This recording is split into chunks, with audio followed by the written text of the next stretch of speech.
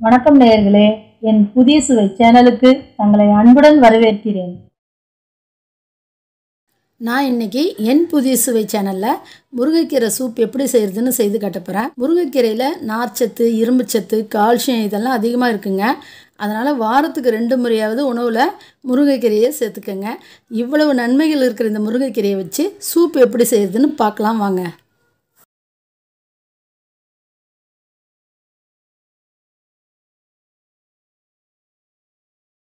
பாத்திரம் சூடானதும் ஒரு 1.5 டேபிள் ஸ்பூனு எண்ணெயை ஊற்றிப்போம்.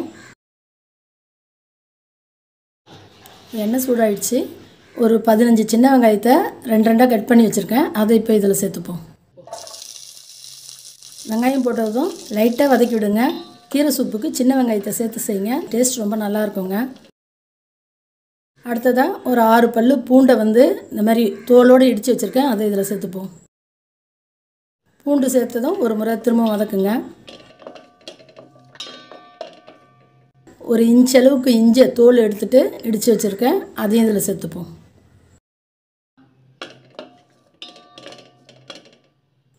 அடுத்ததாக ஒரு மீடியம் சைஸ் தக்காளியை இந்த மாதிரி வெட்டி வச்சுருக்கேன். அதையும் சேர்த்துக்கலாம்.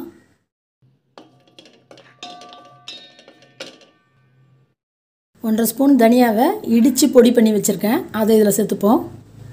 எல்லாமேங்க எதுவுமே நான் அரைக்கல. எல்லாமே இப்போ இஞ்சி பூண்டாக இருந்தாலும் சரி, தனியாவாக இருந்தாலும் சரி, எல்லாமே இடித்து தான் போடுறேன்.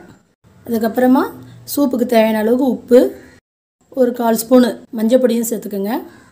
நான் 5 பேருக்கு தேவையான அளவுக்கு சூப்பு செய்ய போகிறேங்க. அதுக்கு நான் 1/4 கைப்பிடி அளவுக்கு முருங்கைக்கீரை எடுத்து வச்சுருக்கேன். அதை இப்போ இதில் சேர்த்துப்போம். கீரையை சேர்த்ததுக்கப்புறம் சூப்புக்கு தேவையான அளவுக்கு தண்ணியை ஊற்றிப்போம். இப்போ இது எல்லாத்தையும் சேர்த்து ஒரு முறை கலந்து விடுங்க. இப்போ இதை ஒரு 10 நிமிஷத்துக்கு மூடி போட்டு வேக விடலாம். 10 நிமிஷம் ஆயிடுச்சுங்க. திறந்து பார்ப்போம். நல்லா சூப்பு இப்போவே நல்லா வாசனை வர ஆரம்பிச்சிடுச்சுங்க. தனியா, இஞ்சி, பூண்டெல்லாம் போட்டோம் இல்லைங்களா, அதனுடைய ஸ்மெல் நல்லா வர ஆரம்பிக்குது. நல்லா கீரையும் பாருங்கள் நல்லா வெந்துடுச்சு. இப்போ இதில் ஒரு ஸ்பூனு மிளகு, ஒரு 1/2 ஸ்பூனு ஜீரகத்தை நல்லா இடித்து வச்சுருக்கேன். அதை இப்போ இதில் சேர்த்துப்போம். சேர்த்துட்டு ஒரு முறை கிண்டி விடுங்க. சூப்பு ஒரு 2 நிமிஷத்துக்கு நல்லா கொதிக்கட்டும். 2 நிமிஷம் ஆயிடுச்சுங்க. இப்போ நம்ம ஸ்டவ் ஆஃப் பண்ணிவிடுவோம். இப்போ நம்மளுடைய சுவையான முருங்கைக்கீரை சூப்பு ரெடி ஆயிடுச்சுங்க. இந்த சூப்பை நான் செய்து காட்டின முறையில் செய்து பாருங்கள். ரொம்ப டேஸ்ட்டாக இருக்குங்க. குழந்தைங்களுக்கு கொடுக்கும்போது கீரையை வடிகட்டிட்டு சூப்பை மட்டும் கொடுங்க. பெரியவங்க அப்படியே குடிக்கலாம். இப்போ நம்ம வெஜிடபிள் சூப்லலாம் சூப்பு குடிக்கும்போது அந்த காயை அப்படியே மென்று தானே சாப்பிடுவோம். அந்த மாதிரி கீரையும் சூப்பும் சேர்த்த மாதிரி பெரியவங்க சாப்பிட்டுக்கோங்க.